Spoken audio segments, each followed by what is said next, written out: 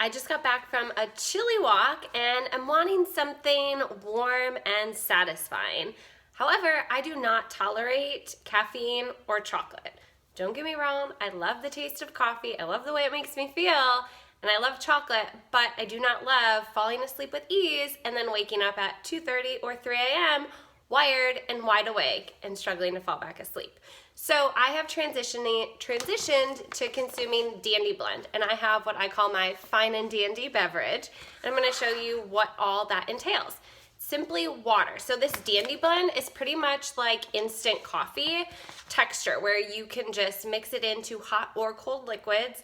I tend to prefer it hot, especially if I'm feeling cold, but sometimes I will make it more like an iced coffee. So 1 heaping teaspoon is what I will add to 1 cup of water, and then today, especially, I'm feeling like I want a little chocolatey flavor, so I use carob powder. So I've found good alternatives that, although they don't taste exactly like coffee and chocolate, it is something that I find appealing. And I use this carob powder also to make my carob bark as an alternative to chocolate when I'm wanting something a little sweet or a little bit of like dessert, midday or after a meal.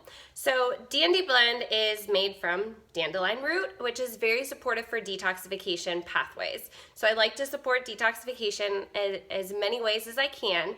So simply, and I will include these product links and the recipe in the description below, but what you do is just take 8 ounces of water, hot or cold, mix in a heaping teaspoon of Dandy Blend. I also like to mix in 1 to 2 ounces of full-fat canned coconut milk or cream, coconut cream, the canned.